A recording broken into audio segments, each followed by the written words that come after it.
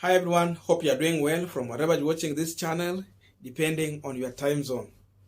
Now, Tifa has been conducting an opinion poll in Nairobi County, and the opinion poll was focusing into three things. Number one, the first opinion poll was on the Nairobi gubernatorial candidates. Secondly, they focus on the most preferred alliance. And number three, they did an opinion poll on presidential candidates. The result is out, and it is emerging that as far as the presidential candidate is concerned, Raila Odinga has been rated at 50%. He has commanded 50% of support from Nairobi County.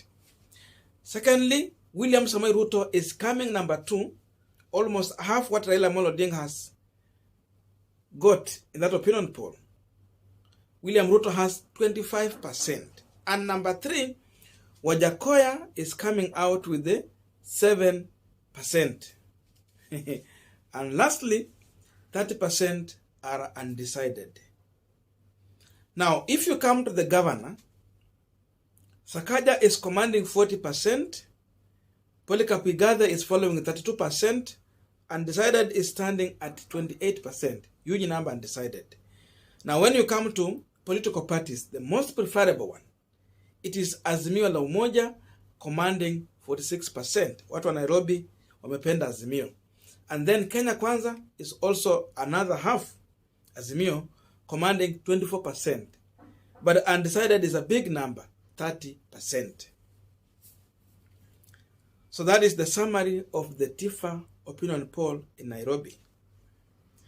And therefore, we want to understand why Ruto is not commanding numbers in Nairobi. Why Ruto's numbers are not good in Nairobi. We want to understand why. Secondly, why is Sakaja ahead of Polycarp Igathe when we know what he has been going through? And number 3, why the Azimio is most preferable coalition. But before we go deep into that, just a quick request. You might be watching this channel, but you have not yet subscribed. So my humble request, please consider subscribing so that any other time, once we release a video like this one, you will always get notified. Again, to all our channel subscribers and anyone who drop comment, I must say thank you so much for your unconditional support. Again, I'm requesting you to give this video a thumbs up so that YouTube can recommend our videos to more viewers.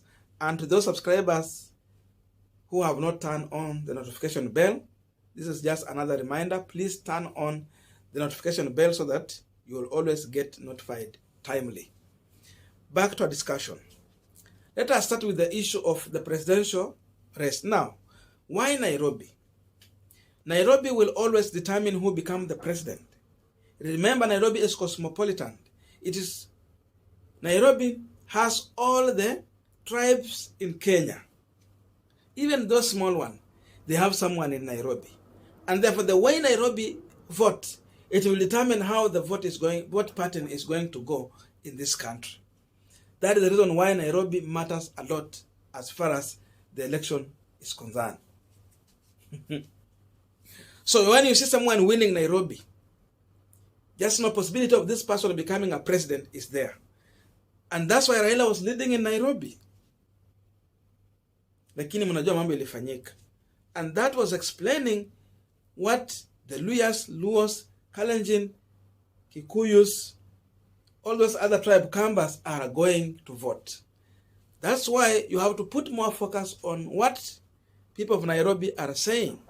So if Raila is commanding 50%, he is not commanding these numbers from one community.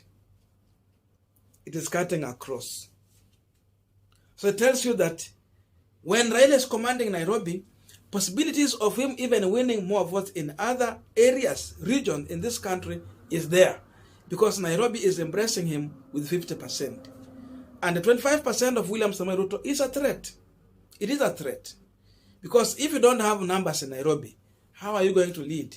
And how sure can you be that you will get votes from these other areas? That means Ruto needs to worry a lot. And maybe the people who are supporting William Ruto in Nairobi, we know there are no challenges in Nairobi. Because even if you put together the population of Kalenjin in Nairobi, they are not even able to make someone an MCA in Nairobi count. They cannot. So because of that, the Kalenjin numbers are so scarce in Nairobi. So the main people who are voting for William Ruto in Nairobi, mainly these are the people from Mount Kenya region. Then a few Luyas, very little Luyas here and there. This is the numbers that Ruto is having, but mainly these are people from Mount Kenya region.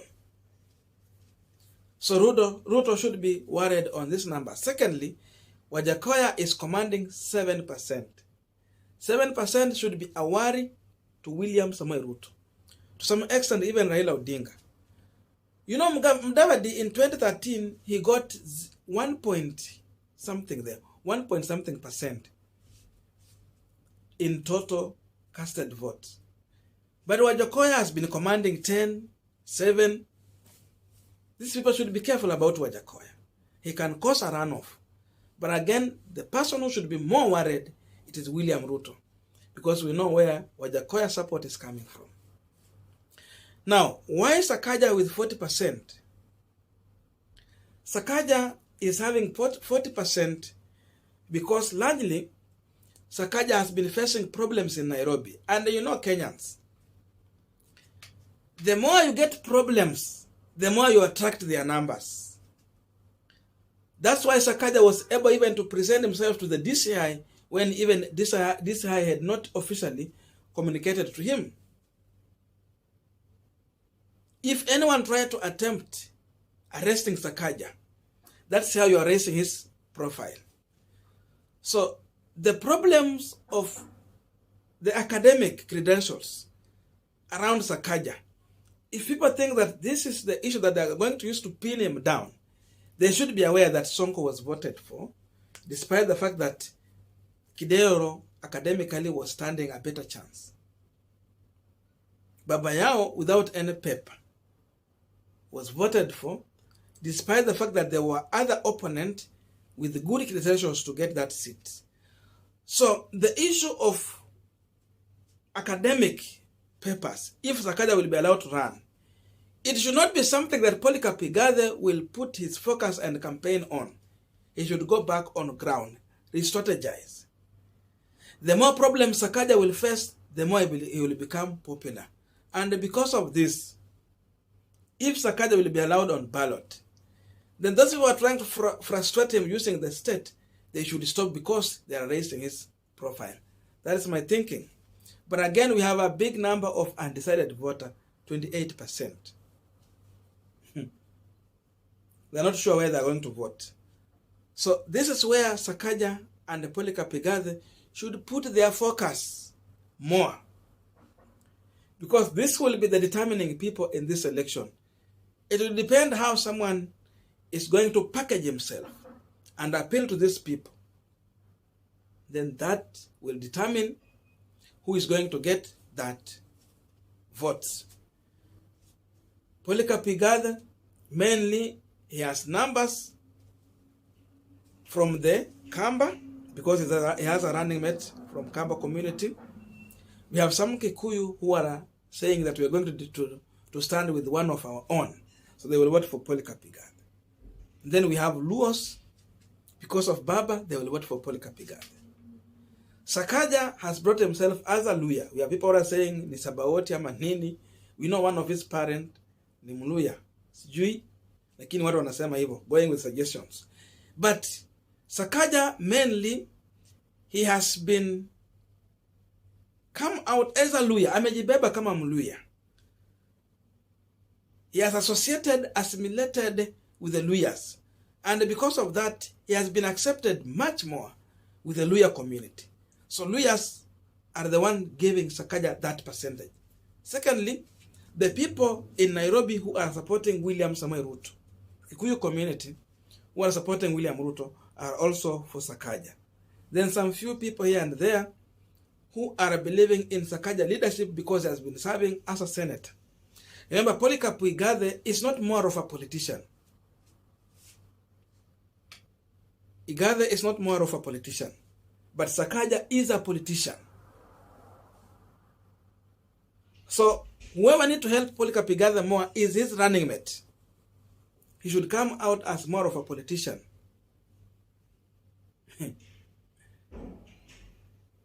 And that way, maybe he can rescue himself. I know President Uhuru Kenyatta, Raila Odinga, they will come out to campaign for these people, and something can change somewhere. But that is the standing figures, and in my view, the reason behind it, I have told you. Now we go to political party alliances. Azimio is commanding 46% against 24% of Kenya Kwanza. The reason behind this is that Raila Odinga has a reputation, he has knowledge and wisdom to lead alliances. William Ruto is clueless. He has no experience, knowledge, wisdom to lead alliance. That's why Ruto is focusing more on UDA winning elective seats, not Kenya Kwanza. But Raila, he knows how to embrace everyone within the alliance, because he was able to lead very well in 2002 when he was with Kibaki. Remember, I said Kibaki Tosha, and he was the leader of that coalition as far as the campaign was concerned. He was the face of that campaign. Come to 2007. Then you come to 2013, called coalition. Very nice coalition, it did well. Now come to 2017. NASA was one of the best coalition ever, where they had a very vigorous, wonderful campaign in this country with the best strategy that worked for them until they were able to threaten a sitting president. So Raila has a good reputation when it comes to coalition. Ruto has no idea on how to lead a coalition. He focused on his part, and that's why Kenya Kwanza is failing and is not more appealing to the people within Nairobi as far as coalition is concerned. Ruto is focusing on UDA winning and not making a Kenya Kwanza coalition look like a coalition. Look at Azimio. They have the uniform for Azimio. Go and look at NASA coalition. They had a uniform for NASA coalition. But look at Kenya Kwanza. There's no uniform for Kenya Kwanza. Color is UDA. It tells you there's no Kenya Kwanza coalition. We just have UDA party. Then you bring in Mudavadi and Wetangula with their ANC here. There is nothing like Kenya Kwanza coalition. So because of that, that's why people are preferring to go to a place which is more organized. Azimio is organized. They don't have this much candidates in every elective position. That's why you see a running mate for Azimio is Martha Karua, not Kenya. A running mate for William Ruto in Kenya Kwanza is UDA, Rigathi Gachagua. Go and look at Azimio running mate in Nairobi Gubernatorial race. We have Polycarp Igathe, who is coming from Jubilee and Azimio candidate. We have his running mate, is it Kaluki or something like that? He's coming from Wiper Party, Azimio coalition. Look at Nairobi, UDA, running mate, UDA, and a gubernatorial candidate, UDA. It tells you a lot. So everything is UDA, from president to running mate and all those other seats. When Raila was dealing with the issue of Western region, Kakamega County and the entire Western, go and see how we organize Kakamega. They are better off. But look at UDA, ANC, and Ford Kenya and Kakamega. All of them are a fielding candidate everywhere, even to MCA. UDA has come on ground to the UDA level, to the MCA level. They are fielding candidate. There was nothing like to zone this one from Davadi and the team, no, or to give to Ruto. So competing interest and the greediness in UDA party is making everyone to feel that UDA is not the best coalition sorry, Kenya Kwanza is not the best coalition to be in. So these are some of the reasons I feel they have informed these people to vote in this way. I don't know what to think about this, but I can only read your views through the comment section. So I'm requesting you to let us go into the comment section to have a continuation of this conversation. Otherwise, thank you so much for listening to me up to this far. May good God bless you and see you in our next video.